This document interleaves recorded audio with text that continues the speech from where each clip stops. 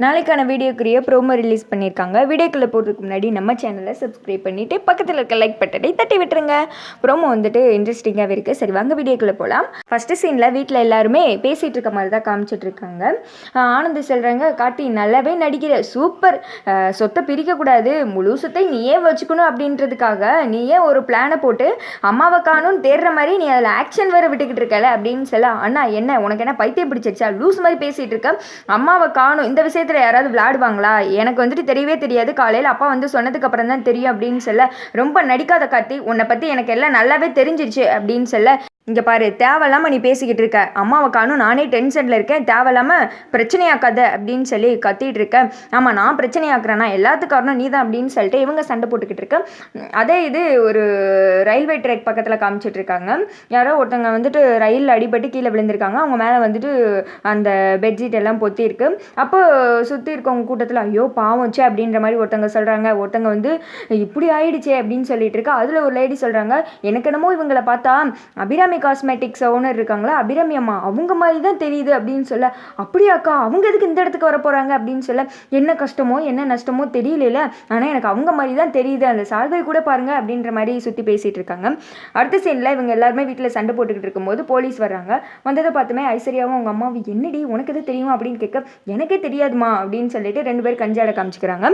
Police வந்ததுமே என்ன sir எதுக்கு வந்திருக்கீங்க அப்படின்ற மாதிரி கேட்க, கார்த்திகை தான் வந்துட்டு சார் ஒரு நிமிஷம் இங்கே தள்ளி வாங்கலை, உங்ககிட்ட ஒரு முக்கியமான விஷயம் பேசணும் அப்படின்னு சொல்ல கார்த்தி வந்துட்டு தனியாக போகிறாங்க. சொல்லுங்கள் சார் அப்படின்னு கேட்க, இந்த சால்வை யாருதுன்னு தெரியுதா அப்படின்னு சொல்ல கார்த்தி வந்துட்டு பார்க்குறாங்க. இதை உங்கள் அம்மாவோடன்னு தான் சொன்னாங்க, அங்கே வந்துட்டு எங்கள் சரௌண்டிங்கில் இருக்கிற ஒரு ரயில்வே ட்ராக் பக்கத்தில் ஒருத்தவங்க வந்துட்டு அடிபட்டு விழுந்து கிடக்குறாங்க, இறந்துட்டாங்க, அவங்க மேலே பொத்தி இந்த சால்வை வந்துட்டு உங்களோட அம்மா சால்வைன்ற மாதிரி சொன்னாங்க, அதனால தான் உங்ககிட்ட விசாரிக்கலான்னு சொல்லிட்டு வந்தோம் அப்படின்னு கேட்க கார்த்தி வந்துட்டு ஒரு மாதிரி ஷாக் ஆகுறாங்க. அப்புறம் அவங்க கார்த்தியோட அப்பா இருக்காங்களா, கார்த்தி என்னாச்சு அப்படின்ற மாதிரி வீட்டில் எல்லாருமே கேட்க, அப்புறமேட்டு இந்த போலீஸ் வந்துட்டு அந்த சால்வையை கொடுத்து அந்த சால்வையில் பார்த்தீங்கன்னா ரத்தமாக இருக்குது. அதை பார்த்து சொல்ல அபிராமியோட அப்பா வந்துட்டு இது என்னோட நாச்சியாரோட சால்வை தான் அப்படின்னு சொல்லிட்டு அந்த சால்வையை வாங்கி பயங்கரமாக ரொம்ப அழுக ஆரம்பிச்சிடுறாங்க. நாச்சியா என்னை விட்டு போயிட்டியா அப்படின்னு சொல்ல வேமா அருண் தீபா ஆனந்த் எல்லாமே போய் பிடிக்கிறாங்க. மாமா ஒன்றும் ஆகாது, நீங்கள் ஃபீல் பண்ணாதீங்க, அத்தைக்கு ஒன்றும் இருக்காது அப்படின்னு சொல்லிட்டு இந்த பக்கம் மாற்றி மாற்றி எல்லோரும் சொல்ல, கார்த்தி வந்துட்டு சார் நான் வந்துட்டு உடனே அங்கே வரேன் அப்படின்னு சொல்ல, நீங்கள் வாங்க வாங்க அடையாளம் காமிங்க அப்படின்ற மாதிரி கார்த்தி வந்துட்டு போலீஸ் பின்னாடியே போகிறாங்க.